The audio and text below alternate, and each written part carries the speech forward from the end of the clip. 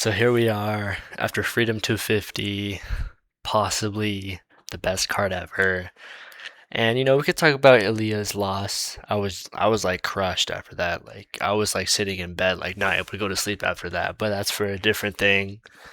Honestly, really good fight, really good card overall. But like the first thing that caught up to my mind after this card ended was, damn, I cannot wait for Tom Aspinall versus Cyril Gahn too. This fight is gonna be so hype. The first fight was shaping out to be like a generational heavyweight fight. Like literally, like it was looking so amazing. They're throwing so much volume, power, moving quick. Like it was looking really good. But of course, Sirigun had to cheat like he always does. Cheat a little bit more than he normally does, and the fight got ended. Fortunately, Tom made the right decision and pulled out the fight because why would he fight with one eye against a dangerous striker? It doesn't make sense. And now he's recovering, so good. Good on him for doing what he can with the situation. But second fight's coming up, might be in France. And I just pray and hope Tom Aspinall saves us from Cyril Gahn. Cyril Gahn, never seen this guy like seem to care about the UFC or MMA or doing anything. The only things I can say I like Cyril Gahn is there a video of him listening to like Playboy Cardi in his car and he's able to hoop, which is actually pretty cool. His strike is fun to watch. I was rooting for Pereira. I want him to win, but I put money on Cyril Gahn because honestly, like I know he's good. I'm not gonna let bias get in the way. I know he's good, and he shocked me. I thought he was gonna win a decision, but no, he just knocked out Pereira. Amazing finish. There was like, I mean, there were still like three illegal strikes, but overall though, it was an amazing finish. And honestly, I like him a little bit more now. I still hate him, but I don't hate him as much as like Raul Rosas Jr. And so I'm guessing this second fight, Sirigan is going to be like a favorite in people's minds. They're going to think he's going to win. His striking is peaking right now. This is definitely the best version of Sirigan. Way better than the version that fought John Jones. I know it's a little bit different because he kind of got wrestled. But anyways, here we go. I just wanted to make this video, call everybody out in support for Tom Aspinall in his next fight. Because this is the guy that we're dealing with. Cyril Gahn, like, it's not. You can't root for this guy unless you're like French. Like, I don't understand. This guy's a cheater. He doesn't he's actually like relatively active for a heavyweight, but he just doesn't seem like he cares. He's not very entertaining. He's a little bit entertaining to watch, but if you're a heavyweight, it's pretty hard to be boring unless you're like Jilton Almeida or like an old heavyweight. Like, I love Volkov to death, but like, wrap it up, bro. Still a great fighter though.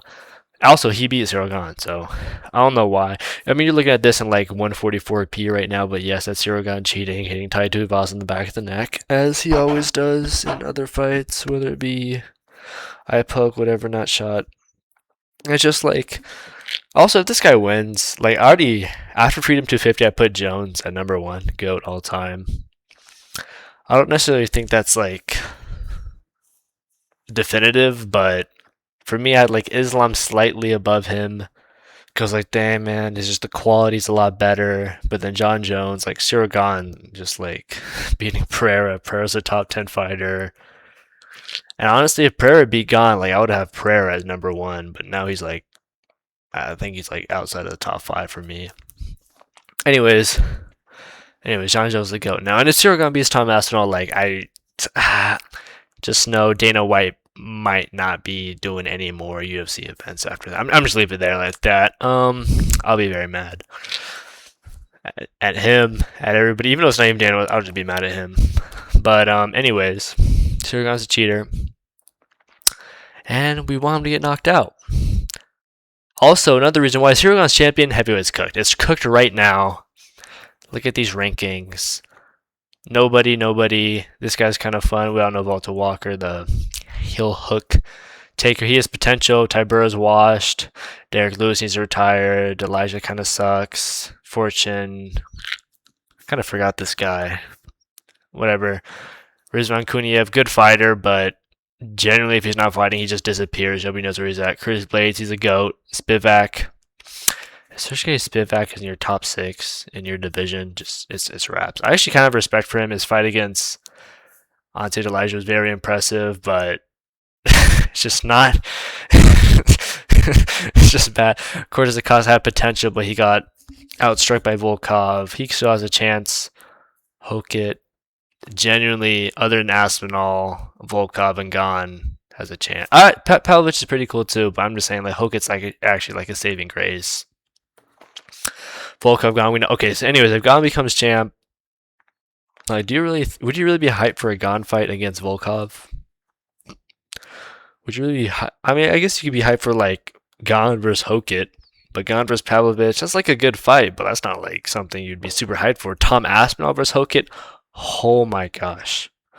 Sorry, that sounded all right. Anyways, Tom Aspinall versus Cortez Acosta. There's like tension there. There's history. Both suffered eye pokes. One stopped the fight. The other knocked the guy out. Tom Aspinall's buddy. Ante Elijah got knocked out by Acosta after eye poking him. Deserved, got the knockout. Cool. There's a lot more to heavyweight if Aspinall is champion. More exciting matchups as it might seem. He has a better personality. His fight style is crazy fun to watch. Like Tom Aspinall is generally like one of my sleeper like top 5 favorite fighters. Mainly because it was just like random. Like over a year ago, like I wasn't like a super big UFC fan like I am now, but there would be like random fight nights that I'd like watch, and like on 2 of them, Tom Aspinall like executed Pavlovich and like slimed Tybura. I was like, yo, who is this guy? He has super cool tattoos. He's super fast. I don't see this ever in heavyweight. And pretty much ever since then, he's definitely one of my favorite fighters in the heavier weight classes. And like, I love him. Like, I want this guy to succeed. He has a very entertaining fight style, cool tattoos, cool personality. He just needs to get rid of that fucking like beard thing he got going. I don't, you know, I would let him do his thing. But it's pretty. And if Tom Aspinall loses his fight, heavyweight's cooked forever. It's not going to be fun to watch. Because, like, Cyril Gane, he has some good finishes. It's like Derek Lewis and, like, Tai Tui. Like, generally, like, Pereira's, like, his only, like, genuinely good, amazing fight and finish and performance. Like, knocking out Tai Tuivasa is, like, whatever, especially with all those illegal strikes. I mean, he did kind of go back and forth with Tuivasa, but, like, he went back and forth with Tuivasa, if you know what I mean. And it's just like, I think it'd be so much better for the sport and for division Tom Aspinall as champion. But you know, if he always loses, we have we have Josh Hokit. Now, Josh Hokit would generally be the last hope. This guy looking all menacingly at the camera, nervous looking on weigh-ins. Not particularly the guy you want to be like the last standing thing between heavyweight being totally obsolete and being a serviceable division. But at least we got Josh Hokit, I guess. I don't know why I put this in here, but it kind of just made me think about like how fried heavyweight is and how like Tom Aspinall needs to win this fight. Not only for his legacy, because it's literally ruined. His legacy is ruined.